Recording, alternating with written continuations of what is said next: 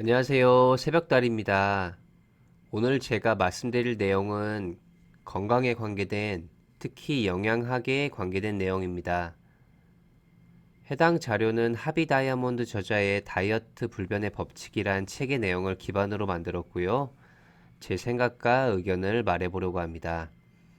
이 자료는 먹고 싶은 음식을 다 먹으면서 살이 안 찌고 싶은 분들에게 정말 큰 도움이 되지만 무엇보다 질병 걱정 없이 살고 싶은 분들에게 꼭 필요한 내용을 담고 있다고 생각합니다. 본 영상을 보시고 직접 실생활에 적용을 하신다면 건강에 정말 큰 도움이 될 것이라고 생각합니다. 목차는 크게 7가지로 나눠져 있는데요. 첫 번째로 밤늦게 먹지 마라. 두 번째로 수분이 많은 음식을 먹어라.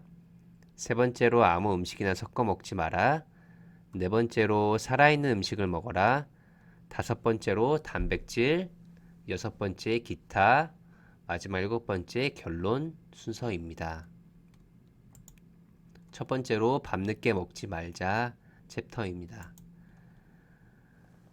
인체의 8시간 주기를 나타내는 표인데요. 그래프인데요.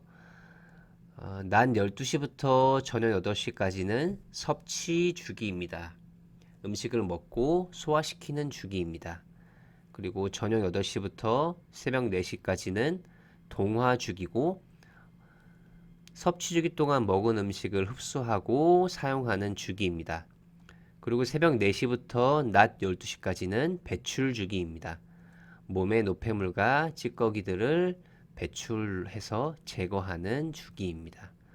그래서 밤늦게 먹으면 동화 주기 시간에 먹으면 제 몸에 영양분을 흡수해야 되는 주기에 음식을 먹게 되면 이제 동화 주기를 방해하게 됩니다.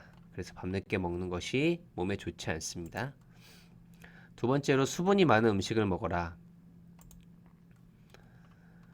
지구의 물이 70%고 사람의 몸에도 물이 70%라고 합니다.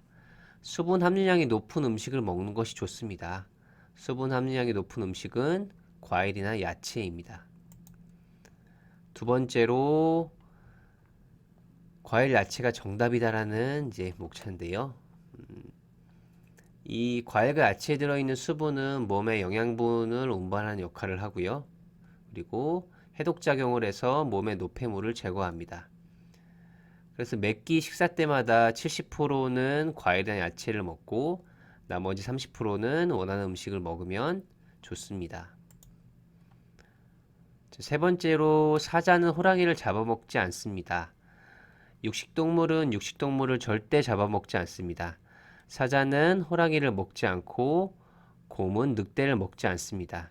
육식동물은 굶어 죽는 한이 있어도 같은 육식동물을 먹지 않습니다. 육식동물은 식물이나 과일을 먹는 동물을 먹습니다. 왜냐하면 그것이 육식동물이 필요로 하는 것이기 때문입니다. 사자가 사냥을 해서 다른 동물을 먹을 때 내장부터 먹는 것은 그곳에서 수분 함량이 높은 음식을 찾고 있기 때문입니다.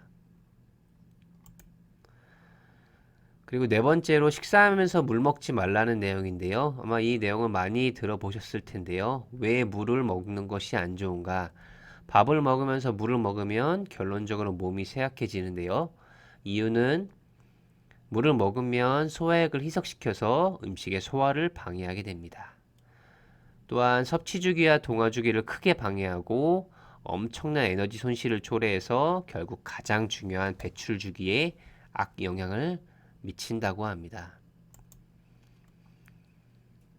여기서부터가 이제 본론인데요. 세 번째, 아무 음식이나 섞어 먹지 마라. 야생동물들은 감기에 걸리지 않고 질병에 잘 걸리지 않는데요. 그 이유는 무엇일까요? 결론부터 말씀을 드리면 한 번에 한 가지 음식만을 먹어서입니다. 인류가 식탁 위에 여러 음식을 차려놓고 먹기 시작한 것이 인류 전체 역사를 봤을 때 400만 분의 1밖에 안 된다고 합니다. 겨우 한두 가지 음식만을 한 끼에 먹던 인류가 어느 날 갑자기 여러 가지 음식을 한꺼번에 몸에 넣는다면 인간의 몸은 적응을 할 수 있을까요? 사람 몸에서 가장 중요한 것은 에너지인데요. 음식을 소화하는 것보다 더 많은 에너지가 소모되는 것은 없습니다. 두 번째로 한 번에 한 가지 음식만을 먹는 것이 중요합니다. 과일과 채소가 아닌 것은 무엇이든 다 농축이 되어 있는 거고요. 사람의 위는 한 번에 하나 이상의 농축 음식을 소화시킬 수 없습니다. 지구상에는 육식, 초식, 잡식, 과일식으로 하는 다양한 동물들이 각각 먹는 음식에 따라 적합화되어 있는 소화기관을 가지고 있지만 인간은 이런 모든 형태의 소화기관을 다 가지고 있지 않으면서도 사자, 기린, 돼지, 말, 원숭이들의 음식을 모두 먹습니다. 이는 소화기관의 독성 노폐물을 만들고 엄청난 에너지의 손실을 유발합니다.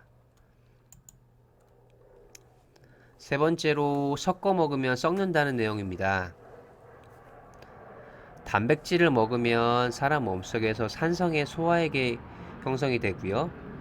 탄수화물을 먹으면 알칼리성의 소화액이 형성이 됩니다. 산성과 알칼리성이 만나면 소화액이 중화가 됩니다. 결국에 소화가 되지 않고 소화 불량이 오게 됩니다. 그리고 단백질과 다른 종류의 단백질을 먹으면 산성 소화액이 많게 됩니다. 그래서 우리가 보통 밥을 먹으러 가면 고기가 많이 있을 때, 고기가 맛있는 반찬일 때는 고기를 많이 먹고요. 그리고 밥이나 국수가 많을 때는 이제 밥이나 국수를 중점적으로 먹고 단백질을 적게 먹는 것이 좋습니다. 좀 더 자세하게 말씀을 드릴 건데요. 서로 성격이 다른 단백질을 같이 먹는 것이 가장 안 좋습니다. 예를 들어 고기 단백질과 계란 단백질은 다른 종류의 단백질입니다. 우유도 마찬가지고요. 견과류에 들어있는 단백질도 다른 종류의 단백질입니다. 그래서 단백질과 다른 종류의 단백질을 같이 먹는 것은 좋지 않고요. 또한 두 번째로 단백질과 탄수화물을 같이 먹는 것도 소화를 크게 방해합니다. 하지만 세 번째로 탄수화물과 탄수화물 섞여 먹는 것, 감자와 고구마, 쌀, 밥을 섞어 먹는 것은 소화에 크게 무리가 되지 않습니다. 모든 음식과 야채는 같이 먹어도 소화가 매우 잘 됩니다. 그래서 왕이 예전부터 여러 가지 음식을 섞어 먹어서 일찍 죽었다고 합니다. 이제 네 번째 챕터부터는 다음 두 번째 영상에서 말씀을 드리도록 하겠습니다.